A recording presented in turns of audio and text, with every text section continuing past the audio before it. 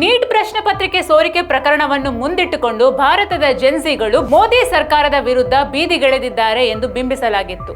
ಆದರೆ ಆ ಹೋರಾಟದಲ್ಲಿ ಉಮರ್ ಖಾಲಿದ್ ಪರ ಘೋಷಣೆ ಕೂಗಿದಾಗಲೇ ಗೊತ್ತಾಗಿದ್ದು ಆ ಹೋರಾಟದ ನಿಜವಾದ ಉದ್ದೇಶ ಭಾರತವನ್ನು ಛಿದ್ರಗೊಳಿಸುವುದು ಅಂತ. ಆ ಹೋರಾಟದಲ್ಲಿ ಆರ್ಟಿಕಲ್ 370 ರದ್ದು ತೆರವುಗೊಳಿಸಬೇಕು ಅನ್ನುವ ಆಗ್ರಹಗಳು ಕೇಳಿ ಬಂದಾಗಲೇ ಗೊತ್ತಾಗಿದ್ದು ಪ್ರತ್ಯೇಕವಾದಿಗಳ ಕೂಟ ಅದನ್ನು ಆಯೋಜಿಸಿದ್ದು ಅಂತ. ಆ ಪ್ರತಿಭಟನೆಯಲ್ಲಿ ಜೆನ್ಸಿ ವಿದ್ಯಾರ್ಥಿಗಳ ನಡುವೆ 2800ಕ್ಕೂ ಹೆಚ್ಚು ರೌಡಿ ಶೀಟರ್ಗಳು ಕೊಲೆ, ಅತ್ಯಾಚಾರ ಮತ್ತು ಮಾದಕ ದ್ರವ್ಯ ಪ್ರಕರಣಗಳ ಆರೋಪಿಗಳು ಸೇರಿಕೊಂಡಿದ್ದರು ಎನ್ನುವ ವರದಿಗಳು ಬಂದಾಗಲೇ ಗೊತ್ತಾಗಿದ್ದು ಅದು ಜೆನ್ಸಿ ವಿದ್ಯಾರ್ಥಿಗಳ ಹೋರಾಟ ಅಲ್ಲವೇ ಅಲ್ಲ ಅಂತ.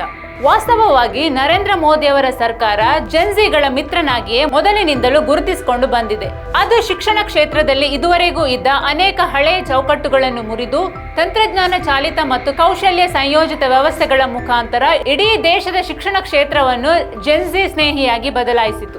ಹಳೆಯ 3+2 ವ್ಯವಸ್ಥೆಯಿಂದ 3+3+4 ಎನ್ನುವ ಹೊಸ ಪದ್ಧತಿಯನ್ನು ರಾಷ್ಟ್ರೀಯ ಶಿಕ್ಷಣ ನೀತಿಯ ಅನ್ವಯ ರಾಷ್ಟ್ರವ್ಯಾಪಿಯಾಗಿ ಅನುಷ್ಠಾನಗೊಳಿಸಿದ್ದು ಮೋದಿ ಸರ್ಕಾರ ಮತ್ತು ಇದರ ನೇರ ಫಲಾನುಭವಿಗಳು ಜೆನ್ಸಿಗಳು. ಆದರೆ ಜೆನ್ಸಿಗಳಿಂದ ಈ ವಿಷಯವನ್ನು ಮರೆಮಾಚಿ ಅವರನ್ನು ರೌಡಿ ಶೀಟರ್ಗಳು, ಕೊಲೆ ಆರೋಪಿಗಳು, ಪ್ರತ್ಯೇಕವಾದಿಗಳ ಜೊತೆ ಬೀದಿಗಿಳಿಸಲಾಯಿತು. ಅಕಾಡೆಮಿಕ್ ಬ್ಯಾಂಕ್ ಆಫ್ ಕ್ರೆಡಿಟ್ಸ್ ಅನ್ನೋ ಡಿಜಿಟಲ್ ಪೋರ್ಟಲ್ ಮುಖಾಂತರ ವಿದ್ಯಾರ್ಥಿಗಳ ಎಲ್ಲಾ ಕೋರ್ಸ್ಗಳ ಕ್ರೆಡಿಟ್ಗಳನ್ನು ಒಂದು ಕಡೆ ಸಂಗ್ರಹಿಸುವ ಮತ್ತು ಅದನ್ನು ಮುಂದಿನ ಅಡ್ಮಿಷನ್ ಸಂದರ್ಭದಲ್ಲಿ ಬಳಸಿಕೊಳ್ಳುವ ವ್ಯವಸ್ಥೆ ತಂದಿದ್ದು ಇದೇ ಮೋದಿ ಸರ್ಕಾರ. ಇದರ ಫಲಾನುಭವಿಗಳು ಯಾರು? ಜೆನ್ಸಿಗಳೇ ಅಲ್ವಾ? ಆದರೆ ಗಲಾಟೆ ಮಾಡಲು ಹೋದ ದಾರಿ ತಪ್ಪಿದ ಜೆನ್ಸಿಗಳಿಗೆ ನಮಗಾಗಿ ಇಂಥದ್ದೊಂದು ವಿನೂತನ ಸೌಲಭ್ಯ ಕಲ್ಪಿಸಲಾಗಿದ್ದು ಅನ್ನೋದು ಗೊತ್ತೇ ಇಲ್ಲ. ಪದವಿ ಪೂರ್ವ ಕೋರ್ಸ್ಗಳಲ್ಲಿ ಮಲ್ಟಿಪಲ್ ಎಂಟ್ರಿ ಎಕ್ಸಿಟ್ ಪಾಯಿಂಟ್ಗಳನ್ನು ಪರಿಚಯಿಸಿ ಡ್ರಾಪ್ ಔಟ್ ರೇಟ್ ಕಡಿಮೆಗೊಳಿಸಿದ್ದು ಮತ್ತು ವಿದ್ಯಾರ್ಥಿಗಳಿಗೆ ತಮ್ಮ ಪದವಿ ಶಿಕ್ಷಣವನ್ನು ಪುನರಾರಂಭಿಸುವ ಹೊಸ ಅವಕಾಶದ ಬಾಗಿಲು ತೆರೆದಿದ್ದು ಕೂಡ ಇದೇ ಮೋದಿ ಸರ್ಕಾರ. ಇದರ ನೇರ ಪ್ರಯೋಜನವೂ ಕೂಡ ಜೆನ್ಸಿಗಳಿಗೆಯೇ ದೊರೆತಾ ಇದೆ.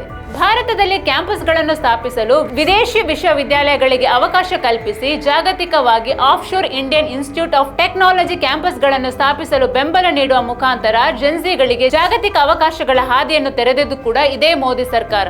ಜೆನ್ಸಿಗಳಿಗಾಗಿ ಪಿಎಂ ಇ ವಿದ್ಯೆ ಉಪಕ್ರಮದ ಅಡಿಯಲ್ಲಿ ಶಾಲಾ ಶಿಕ್ಷಣವನ್ನು ಡಿಜಿಟಲೈಸ್ ಮಾಡಿದ್ದು, ಉನ್ನತ ಶಿಕ್ಷಣಕ್ಕಾಗಿ 60 ಟಿವಿ ಚಾನೆಲ್ಗಳನ್ನು ಮೀಸಲಿರಿಸಿದ್ದು ಕೂಡ ಇದೇ ಮೋದಿ ಸರ್ಕಾರ.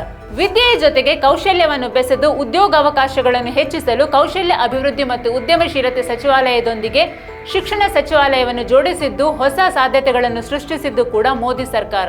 ಹೀಗೆ ಜೆನ್ಸಿಗಳ ಭವಿಷ್ಯದ ಹಿತದೃಷ್ಟಿಯನ್ನು ಮುಂದಿಟ್ಟುಕೊಂಡು ಮೋದಿ ಸರ್ಕಾರ ಪ್ರತಿಯೊಂದು ಯೋಜನೆಯನ್ನು ರೂಪಿಸ್ತಾ ಇದೆ. ಆದ್ದರಿಂದಲೇ ದೇಶದ 90%ಕ್ಕಿಂತ ಹೆಚ್ಚಿನ ವಿದ್ಯಾರ್ಥಿಗಳು ನರೇಂದ್ರ ಮೋದಿ ಅವರ ಸರ್ಕಾರದ ಪರವಾಗಿ ಗಟ್ಟಿಯಾಗಿ ನಿಂತಿದ್ದಾರೆ.